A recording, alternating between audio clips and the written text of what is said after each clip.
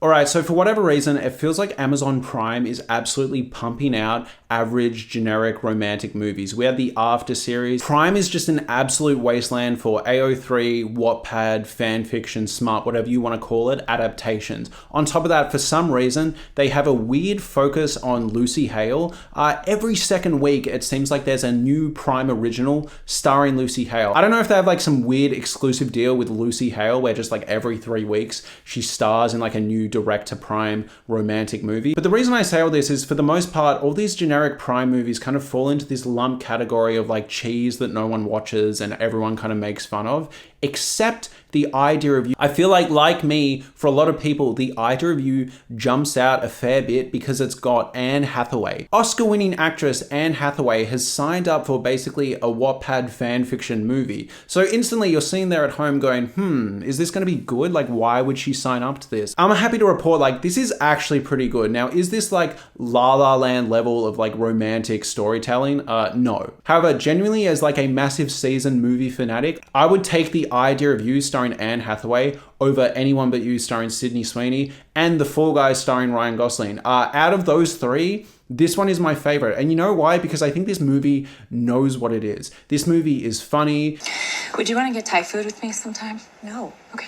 It's tongue-in-cheek, it's genuinely like steamy and sensual when it wants to be, and it flies by. Like, I've watched this twice now, I watched it again for this video, and I had a good time watching it. And there's a lot of effort on display. So honestly, if Prime wants to start making more of these romantic movies and hiring genuinely good actresses and actors to elevate the material, and maybe some better screenwriters, because I do have notes for this movie, I think we could genuinely have a romantic comedy romance film revival on our hands if Prime just gets their shit together a bit. So I want to go over everything I liked about Idea of You, everything I didn't, and what this kind of means for the future of cinema. Let's go. Now again, this movie is starring Anne Hathaway, which I feel like added a lot of street credit to this movie, but also importantly, it's starring Nick Galitzine, who is a new up-and-comer, who is absolutely an incredible new young talent. I know he's good looking and charming and whatever, people are just going to be like, oh yeah, he's a cutie. This guy's actually a really good actor. He was pretty good in Red, White, and Royal Blue, but he was in this show called Mary and George starring him and Julianne Moore, where he's being pimped out as her gay son to kind of like seduce men in power. Absolutely incredible show.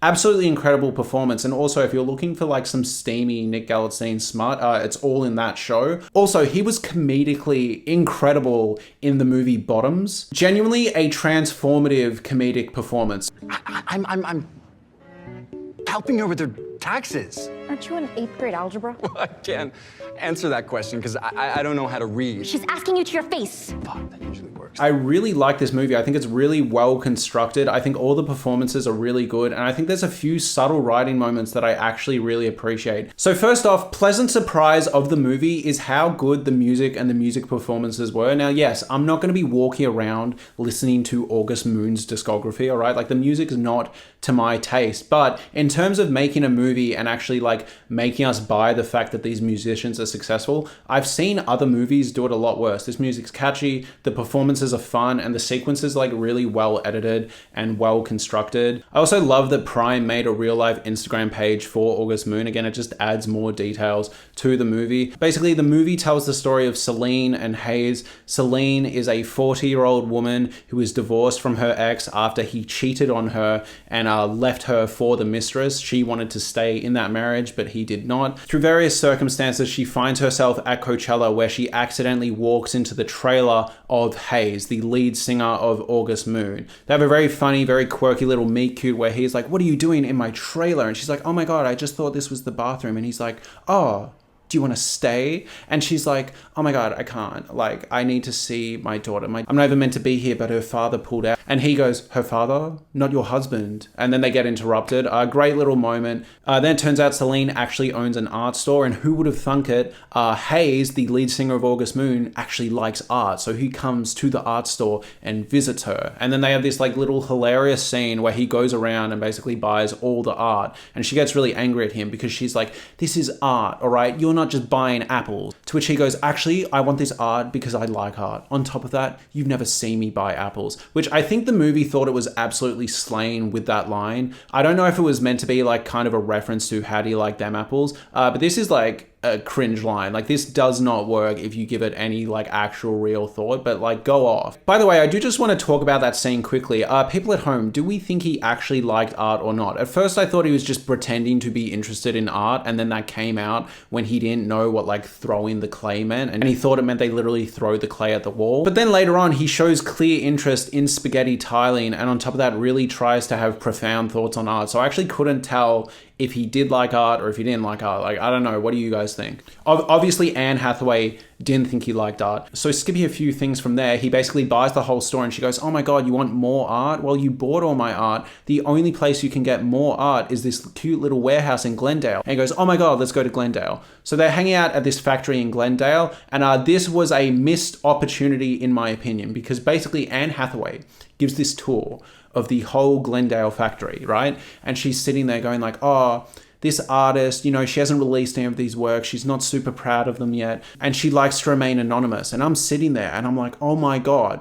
the point of this movie is going to be that Anne Hathaway is secretly an artist herself, but she's never had the confidence to actually believe in herself and sell her art. So she sells other people's art. She's too embarrassed and too scared of what people think to actually release her art to the world. Similarly, she's going to be too ashamed to go public with her relationship with Hayes because of what people would think of the age difference. And it's going to be like a little nice, cute allegory. And then at the end of the movie, when she goes public with Hayes, she's also going to go public with the art. And it's a nice, cute little like A to B parallel, right?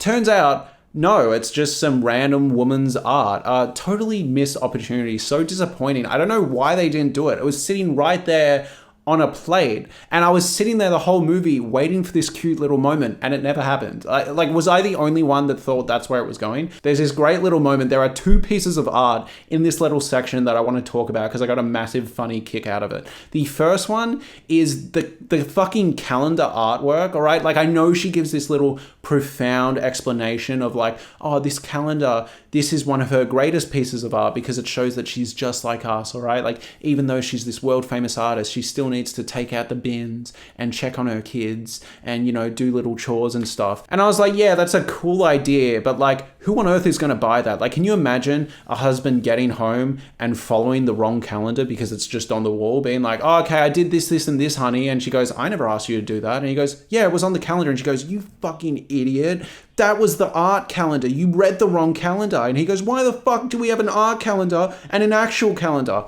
Hilarious. But anyways, apparently it's a profound piece of art according to Anne Hathaway's character. The next piece of art that she highlights to Hayes is this multicolored artwork. Look, on the surface, it looks totally fine, but I just could not stop thinking about that AI generated artwork in that Wonka Glasgow disaster. Like, do they not look similar? They go to her house, another missed opportunity, right? Her fridge isn't working. She mentions that the fridge breaks all the time and all the food goes off. And she has a complete ritual of getting like the esky and filling it up with ice and seeing what food they can actually save. Hayes then takes a sip of milk and goes, oh my God, it's sour milk. Oh wow, the fridge really is broken. I was full on expecting the third act breakup or a big fight in this movie to be that she goes out of town for a bit or something, right?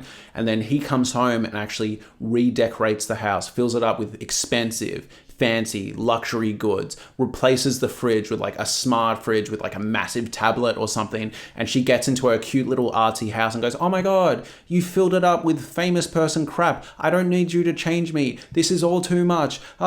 This new life of fame and riches that you've dragged me into, it's too much. I can't do it. That's it. We're done. That did not happen. Again, an absolute missed opportunity, at least I thought. But then from there, they open up to each other. He basically opens up to her about the fact that his mum and dad aren't around. We get a brief insight to the idea that he might have some like mummy issues. And I do just want to talk about this too, because again, one of my final missed opportunities is the fact that we do not meet Hayes' mother. I think this could have been such a great source of conflict if Anne Hathaway had to come face to face with his mother, especially if his mother was a bit of a toxic boy mom. Like, keep your hands off. You know, she starts shaming Anne Hathaway for her age, which again was meant to be kind of the mission statement of this movie. It was meant to be talking about these sort of issues. I just feel like that's a missed opportunity. It's sitting right there. Like, why wouldn't you take it? His mum could have been really nasty and mean, and we kind of get why he gravitates towards Anne Hathaway and relies on her so much, but we really didn't get much insight into that. And brings me to my other only real big issue with this movie is the fact that Hayes as a character is completely paper thin. Now look, it's not lost on me that females as love interests to male characters are typically paper thin. You don't need to look much further than Megan Fox in Transformers to see what that looks like. I get it. I know this has happened to women for like as long as movies have been getting made. However, I just need to call it as I see it. In the confines of this movie, I feel like we could have got more from him. He literally just feels like he's there to validate and wish fulfill Anne Hathaway and like all the female audience at home just to like place their own dreams of what a man can be on him. It doesn't feel like he has much depth, much individuality. I know this is kind of the point of fan fiction, is this idea that they're self-insert characters, they are intentionally left vague. But as a movie, as a story that I'm just trying to engage in, I can't help but feel like there could have been so much more with this character. I don't really know what he thinks about fame. I don't really know his massive relationship with the people around him. I mean, do any of us know anything about that boy band he's in at all? Again, I didn't need this movie to be a 3-hour epic, but I really would have liked to understand if maybe there was some infighting or the reason he left the boy band. Like, it's all kind of like vaguely alluded to, and I just wish we got more. I think it's a waste of Nick as an actor, in my opinion. It's my only big major gripe with the movie. From there, we find Anne Hathaway's tragic backstory in which she reveals to Nick that, yeah, her ex-husband cheated on her and left her for the other woman. She wanted to stay and work and he said no. Sad backstory. And then we get our first steamy scene. So he's playing this little song that is obviously going to be about her. She asks what's it about, whatever. Transitions to them having a steamy makeout. And this is really well done. There is no music. It's properly sensual. Good kissing, I guess. Like, you know, it's good. It's visually fun to watch. But also, I think the choice to have no music was actually a really nice touch and really kind of like sucks you into like the intimate vibe. It was really well done. She cuts this off and basically goes, oh my God, I could be your mother. I'm so old. This needs to stop. And he's like, oh, okay. And he leaves his watch there, right? As a little like fuckboy power move. Absolutely love it. Love the drive. She then starts reading text messages from him. They start going back and forth with steamy little plans to like meet up. She starts watching August Moon music videos. Oh my God, another missed opportunity. Why did we not get an awesome sequence where she's imagining herself in the music videos, right? I thought that's where it was going. Like, why did we not get that? On top of that, you could have elevated it further where she's watching these music videos, picturing herself in it, then starts picturing them like making out, whatever. It's an excuse for another steamy scene. She grips the blanket. You know where we're going with that. But I think it just could have been good and wasted opportunity. But regardless, we do get a nice payoff. She then goes to the apartment. She walks past the security guard looking like a boss-ass bitch, right? Walks in, basically does a trench coat reveal, which she did in Love and Other Drugs as well. So this feels like a really nice full circle moment. This version is a lot more elevated, a lot more elegant, a lot more mature. It feels like a really tasteful, well-shot little scene. Basically, they clap cheeks for like 5 or 10 minutes, right? My favorite moment in this little steamy, spicy scene is the fact that he slides his hands down her pants right at one point, and she basically like finishes instantly. It takes like 5 seconds. Like, he must just have the magic touch because like, yeah, literally like puts his hand down. She erupts like straight away, like nobody's business. The movie from there, basically they have a really, really good time together. They then go to one of his mansions or something. They're hanging out, right? And they go like, oh, how did you meet? And they're like, oh, he actually sang this song to me. And Celine basically tells them the story of this time that Hayes dedicated a song to her. And then another character reveals like, oh, actually this is something we do for all the girls that we meet on tour. Or in Hayes' case, all the women. And then we find out that not only does he do this little move where he dedicates a song to other women, but he's also dated older women before. And then the group starts ragging on the previous older woman that he dated. He then begs her to stay. He basically says, I'm only happy and fulfilled when I'm around you. Otherwise, there's this empty hole in me. My music's getting better. Again, paper thin characterization. What? But does it have to end? For the first time in I don't even fucking know how long I am actually happy. Anyway, so now they're broken up. Celine just can't do it anymore. And then she gets home and it turns out he's actually bought that Wonka AI art for her. On top of that, if it couldn't get any worse, Daniel, her ex-husband, shows up and says, hey, I actually got our daughter a car, lol. And she goes like, oh, that was past our budget. But then his new girlfriend is also here. And the new girlfriend goes, hey, I'm actually going to be breaking up with Daniel. I don't like him anymore. I just thought you should know. Also, can we get Thai food sometime? To which Anne Hathaway just goes, no. Would you want to get Thai food with me sometime? No. Okay.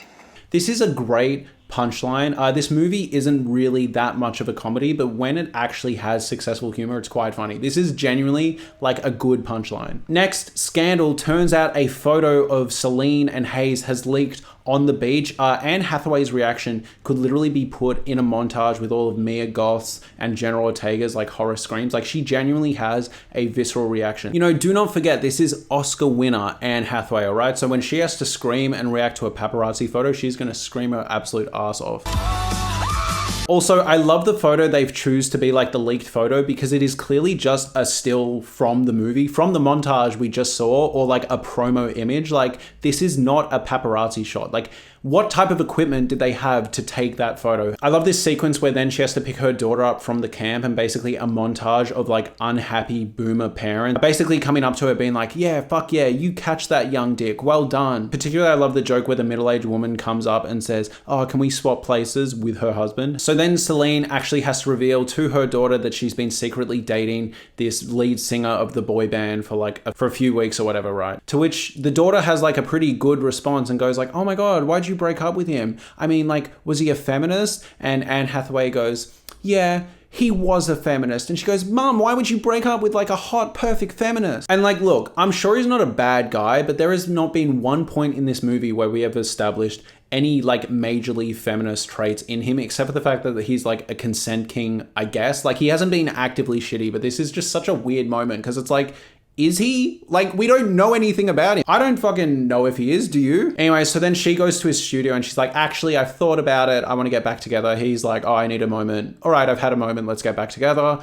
They then have this like Avengers Assemble meeting with the daughter and her friends. And they're like, you're all going to have to delete social media. We're in for a bumpy ride when your mum's going to be dating me. And then we get like an awesome montage where they're public together. And the movie could have ended here, but we get like another breakup and another get back together. So yeah, they have this cute little montage where they're going public and they're living the high life. But then it turns out the daughter just can't do it anymore, because people at school are saying like, oh, can I get a dick pic from your mom of Hayes, please? Or I love the other one, which was that she was texting a boy that she liked, and then he said, oh, when I'm 18, maybe I can date your mom. Honestly, given the fact that she was willing to give up social media for this relationship to work, I'm surprised this phased her that much. I'm honestly surprised this rattled her like that much, but regardless, it did, and she wants to hang out with her dad tonight rather than Anne Hathaway, and this leaves Anne Hathaway absolutely devastated. She then has to break up with Hayes because it's not fair on her daughter. So my favorite moment in this movie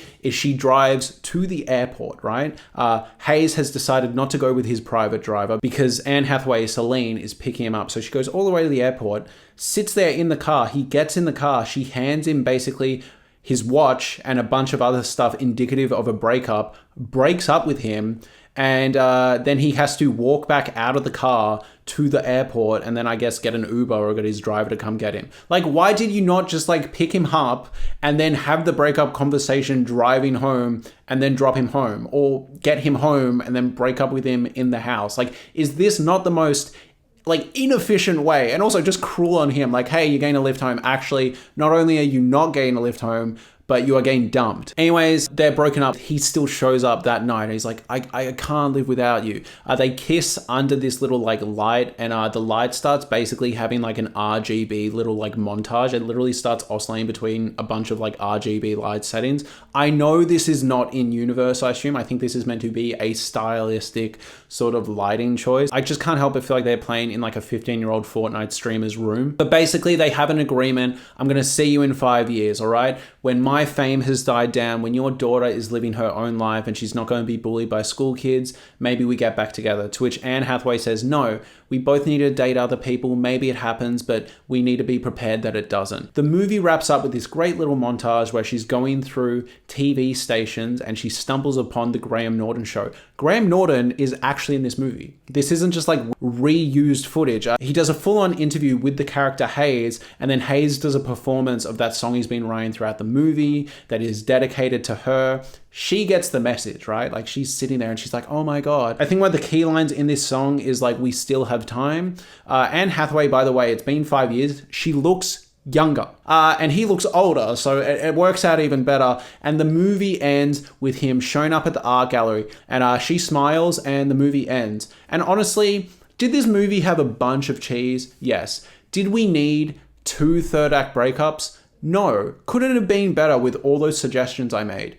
Yes. Like, it could have been, all right? Also, could his character be fleshed out more? Yes. But all of this aside, there was something nice about just being able to turn on Prime and watch a decent movie. Anne Hathaway elevated the material, and honestly, if Prime starts making the baseline for their little smutty Wattpad movies this good, I think rom-com fans and romance movie fans in general are in for a good time. Anyways, thank you so much for watching. I hope you enjoyed this video. Please let me know what you'd like me to talk about next. Have a lovely day.